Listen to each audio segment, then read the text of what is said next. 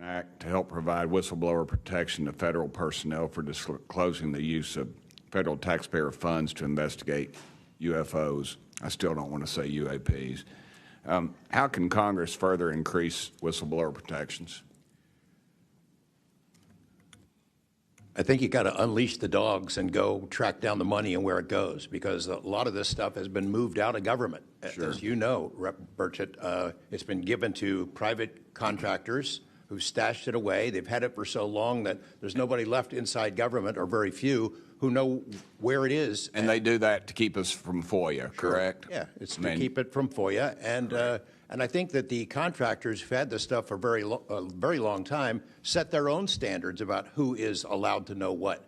And it's a very small group that ever cracks that. I think Representative Luna has been looking at the use of classifications to hide things.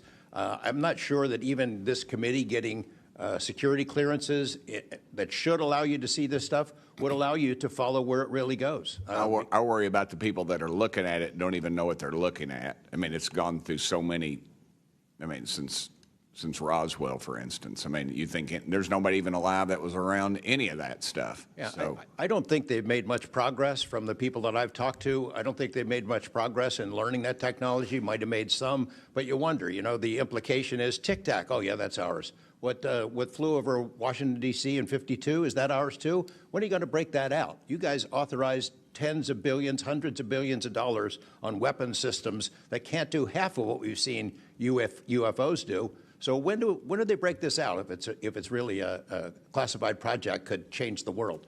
I don't think they've made much progress, and I think they've been lying to us and to you and the rest of the world, and they're still doing it. Yes, sir, I agree with you. How did you manage to obtain the classified Russian UAP documents, and how did you get them back in the United States? Well, I met this Russian physicist who was in the United States lecturing. And I want to clarify that. I can't even take a thing of honey home on my airplane when I fly back to Tennessee. Yeah, so I did something pretty dumb. And I'm bitter about it, but go ahead. I did something kind of dumb. I met with these officials who, during that time period, glasnost, perestroika, the Russians were trying to open up to the world, and I saw it as a window of opportunity, and it was. And we were able to talk these folks into providing us information that otherwise we would never have seen. Some of that was classified. I found out that they only stamped the top pages of these documents that were classified, so I just removed them. I removed those pages, and I carried them out. And if they'd caught me, I'd be in a gulag still. Yeah. We'd be saying, what happened to George Knapp? Oh, yeah. What happened to the Russians that came forward to you in 1993, and were there any repercussions for them? Well, there were. The first thing that happened when I talked about this after getting back and going through the files and things and sifting through it, the Russian physicist who had helped us be introduced all these people wrote back and said there was a huge eruption, that there was the real right, far autocratic forces that wanted a return of the USSR had really go after these guys. They described them as traitors.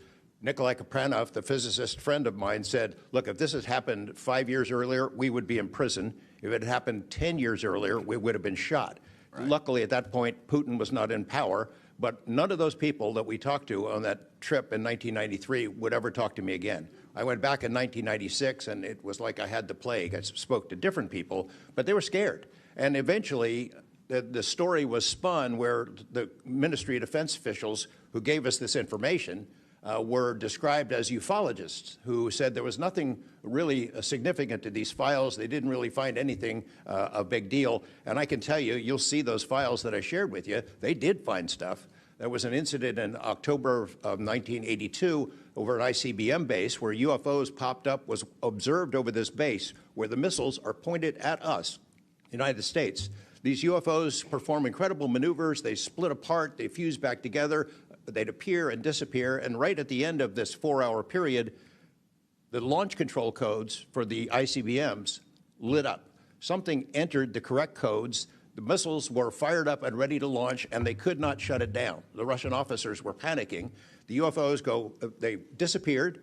The launch control system goes back to normal. Colonel Sokolov and his team came in, took the thing apart, could not figure out what it was. It wasn't a power surge or EMPs or some of the baloney excuses that our country has given for similar events involving our nuclear missiles.